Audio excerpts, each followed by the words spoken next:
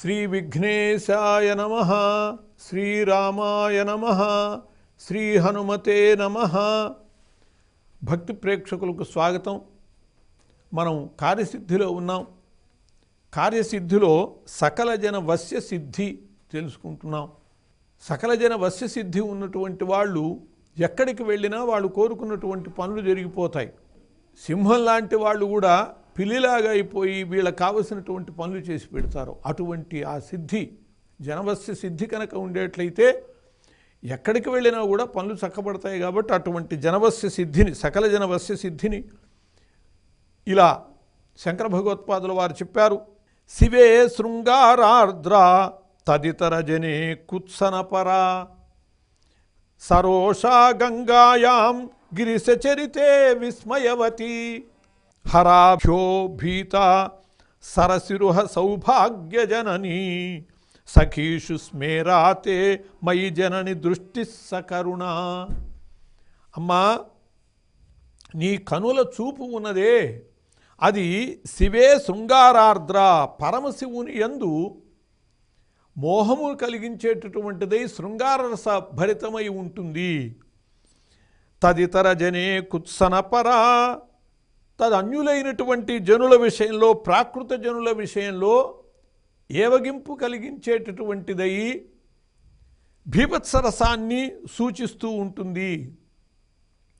సరోషా గంగాయాం, సవతి అయినటువంటి గంగ విషయంలో రోషము కలిగినటువంటిదై రౌద్రరసాన్ని సూచిస్తూ ఉంటుంది తల్లి.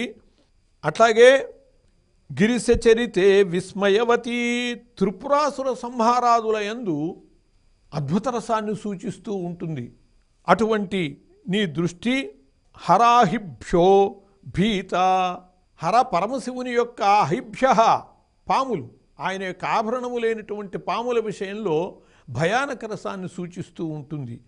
సరసిరహ సౌభాగ్యజనని, సౌభాగ్య సౌందర్య సూచకములైనటువంటి ఆ ఎర్రకలువల కాంతి కలిగినటువంటిదై వీరరసాన్ని ఉత్పాదింపజేసేటటువంటిదిగా సూచించేటటువంటిదిగా ఉంటుంది. సఖీషు స్మేరాతే, సఖీజనం నీ చెలికత్తెలతో ఆనందంగా మాట్లాడుకుంటూ నవ్వుతూ మాట్లాడుకునేటటువంటి సమయంలో ఆ నేత్రముల యొక్క చూపు ఉన్నదే అది హాస్యరసాన్ని పుట్టించేదిగా ఉంటుంది. మయి జనని దృష్టి సకరుణ, తల్లి అటువంటి నీ దృష్టి ఉన్నదే నాయందు కరుణారసపూర్ణమై ఉంటుంది అని చెప్పి ఈ విధంగా అష్టరసాలు, నవనాట్యే రసాస్మృతా అని 9 రసాలు చెప్పబడ్డాయి.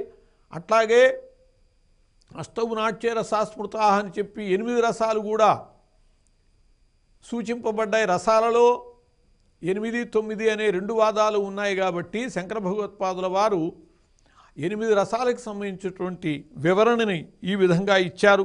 ఈ శ్లోకానికి సంబంధించినటువంటి యంత్రము దీర్ఘచతురస్ర యంత్రంగా ఉండాలి. మధ్యలో క్లీం బీజత్రయం ఉండాలి. క్లీం క్లీం క్లీం అని చెప్పి మధ్యలో వ్రాయాలి. అలా వ్రాసినటువంటి దాన్ని 45 రోజులు బంగారపు రేకు మీద ఆ యంత్రాన్ని వ్రాసి 45 రోజులు పూజ చేయాలి. ఈ పూజించేటటువంటి కాలంలో రోజు కూడా 1000 సార్లు పఠనం చేయాలి. అలా చేసి దాన్ని కనుక ధరించేటట్లయితే వాళ్ళకి సకల జన వశ్య సిద్ధి ఏర్పడుతుంది. అలా కాకపోతే మరో మార్గం కూడా ఉన్నది.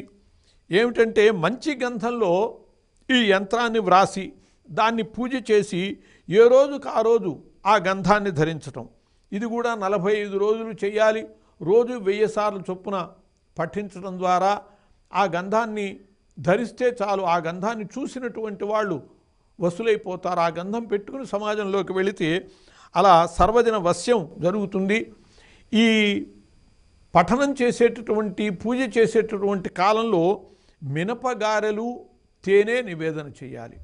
ఆ విధంగా చేసేటట్లయితే సకల జన వశ్య సిద్ధి ఏర్పడుతుంది అని చెప్పి ఋషికల్పులు చెప్పారు. స్వస్తి.